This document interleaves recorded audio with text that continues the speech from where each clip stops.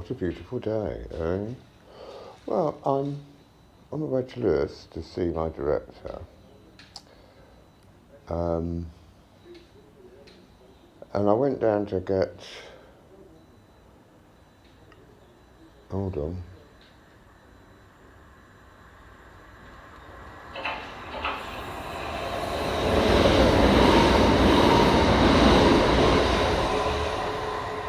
to get some bits, and I've got one of these with me. And there's a man standing outside Nissa on his, like I saw, on his Oxters.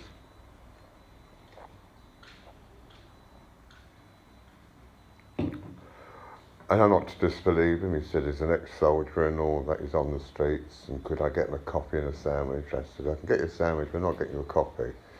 You know, it's ridiculous. So in the end, I went in and he disappeared.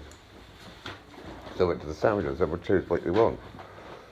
And then he said, then he disappeared. And he came back, and I said, well, I'll just get my bits. And the woman behind us, she said, oh, he's not allowed in. And I said, did I invite him in? Oh, no, not you. It's the one who pushed me and all that. He's been barred. And I said, well, I'm not to know that, am I? It's not really my business. Didn't say that, but it's not really my business. So the cut of long story short, he came back in again, picked some donuts and a croissant, chocolate one, then gave them to me. He said, oh, I'll have those. And I thought, cheeky bugger. But I'm not to know what his circumstances is. He obviously is on some form of drugs, or he's an alcoholic or whatever. I don't declare him because I've been helped out this last week by a couple of very dear friends because I was really in the poo.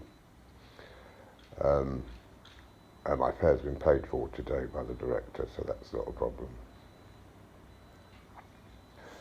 And so I went up there and I got my bits and all that. And he said, I said, I said, there for the grace of God, it could be anyone, could be me, God forbid. But I went out and gave him his stuff, not even a thank you, and said, could I buy a cigarette off you?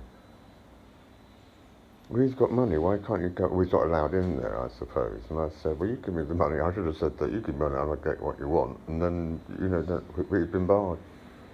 I don't mind. I feel I've done a good deed anyway. What else can you say? What else can you do? You're not to know. But another lady came and was going to buy me a sandwich, and I said, I just bought him something. He's obviously on the make, but that's all right, I don't feel bad.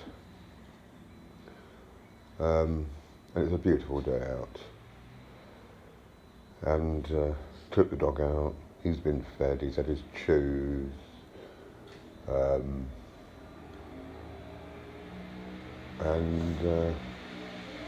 Somebody next door's got a terrible cough. Really bad. Really chesty hair. There's a gentleman and a lady and a dog lived there. I always see the chap with red hair, terribly thin, their little dog, but I've never seen her. I wonder if she's bedridden. But they're always playing their music really loudly. Only in the daytime. And it's really hard rock stuff, which is not my cup of tea at all. So, who's to complain? We're having a good time, Oh, it's not 2 o'clock in the morning, I don't care. I mean, I used to get people complaining about my dog barking, but everyone had, the man's here, don't you dare come over here.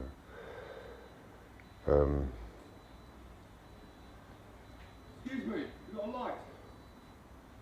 You got a light? No. He's just asking me for a light now. You're not supposed to be smoking on the bloody dude, and he's got a spliff. I don't believe it. Well, he doesn't recognise me at all from earlier.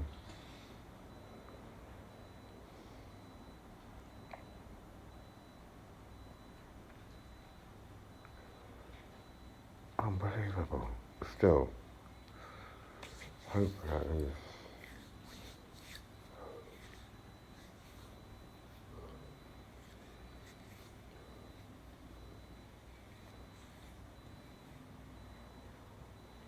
Well, as my late mother used to say, there's none as queer as folk.